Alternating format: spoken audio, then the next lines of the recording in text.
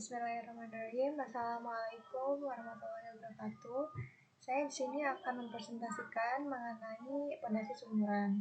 Nah, sebelum pada materi intinya, di sini saya akan memperlihatkan apa saja yang akan saya bahas pada kesempatan kali ini. Nah, yang pertama itu mengenal apa itu pondasi.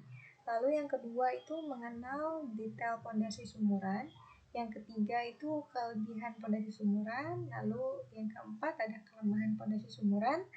Terus yang kelima itu metode pelaksanaan pondasi sumuran. Lalu yang keenam itu kesimpulan, dan yang terakhir itu referensi. Nah, langsung saja.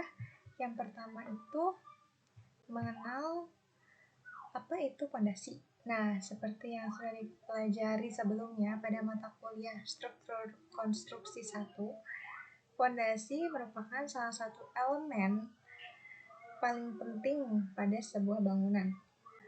Karena pondasi merupakan hal pertama yang harus ada pada bangunan sebelum elemen lainnya. Karena pondasi itu juga sebagai penopang. Nah, lalu selanjutnya itu mengenal tentang detail pondasi sumuran. Nah, pondasi sumuran itu merupakan jenis pondasi bangunan yang terdiri dari susunan pipa beton yang melingkar, yang dicor, sehingga memiliki bentuk silinder layaknya sebuah sumur. Nah, pondasi sumuran itu juga termasuk jenis pondasi dalam yang biasanya digunakan pada konstruksi vertikal. Oleh karena itu, pondasi ini sangat cocok digunakan atau menjadi pilihan untuk gedung atau bangunan yang dibangun di kawasan pinggiran bukit maupun tanah berbatu, sehingga mampu menahan longsor.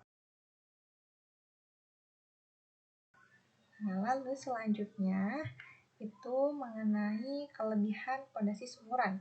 Nah, kelebihan pondasi sumuran ini ada 5. Yang pertama itu ramah lingkungan.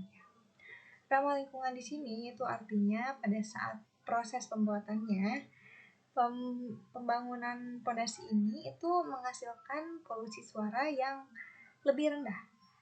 Selain itu juga pondasi ini tidak menimbulkan getaran keras.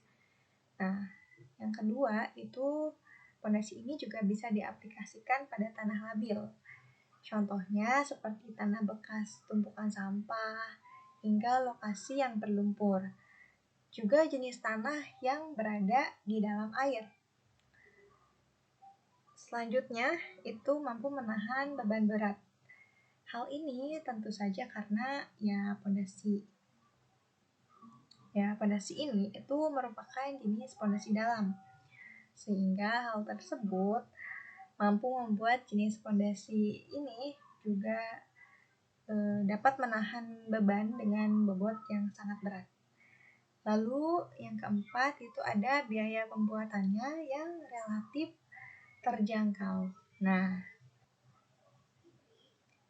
jika dibandingkan dengan pondasi lainnya, jenis pondasi ini itu merupakan pondasi dengan biaya pemasangannya yang cukup terjangkau gitu ya. Atau biaya pembuatannya yang cukup terjangkau. Alasannya itu ya karena detail pondasi ini itu tidak membutuhkan bantuan alat berat untuk proses pembuatannya. Selain itu juga karena pondasi ini juga memiliki struktur yang sangat sederhana. Lalu yang kelima, yang terakhir itu merupakan pembuatannya juga tidak rumit gitu ya. Hal ini tuh karena seperti yang sudah saya ucapkan sebelumnya ya, bahwa dalam proses pembuatannya pondasi ini itu tidak membutuhkan bantuan alat berat gitu. Semua tahapannya itu dilakukan secara manual oleh tenaga manusia. Nah, untuk selanjutnya itu ada kelemahan dari pondasi sumuran. Nah, yang pertama itu pada proses pengaboran bisa mengakibatkan gangguan kepadatan. Lalu yang kedua itu air mengalir pada lubang bor bisa mengakibatkan gangguan tanah.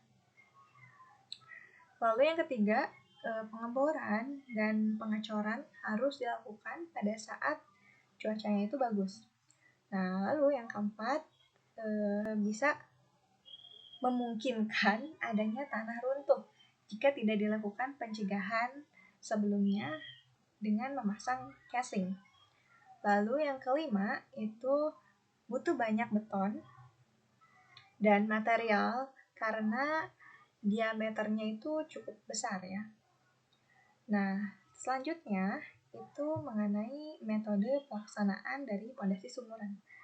Nah, yang pertama, para pekerja membuat galian untuk lubang hingga kedalaman alas pondasi dengan ukuran diameter yang sesuai dengan pipa beton yang digunakan. Lalu yang kedua, pipa beton pertama, kedua dari pipa beton lainnya dimasukkan secara hati-hati pada bagian atau pada galian dari lubang tersebut. Lalu yang ketiga, penambahan celah-celah pipa beton dengan adukan semen dan pasir agar pipa beton dapat terikat dengan kuat. Lalu yang keempat, membuat adukan sebagai isian sumuran. Membuat adukan sebagai isian sumuran biasanya terdiri dari semen, kerikil, pasir, dan air. Lalu yang kelima, sebelum menuangkan adukan, para pekerja itu juga biasanya memasukkan batu kali ke dalam pondasi sumuran. Barulah kemudian memasukkan adukan di atasnya. Langkah tersebut biasanya dilakukan hingga elevasi kurang lebih 1 meter di bawah cap atau footing. Lalu yang keempat, itu pengecoran dengan beton K250 hingga permukaan atas dinding sumuran itu terisi secara merata. Lalu nomor 7, itu pekerjaan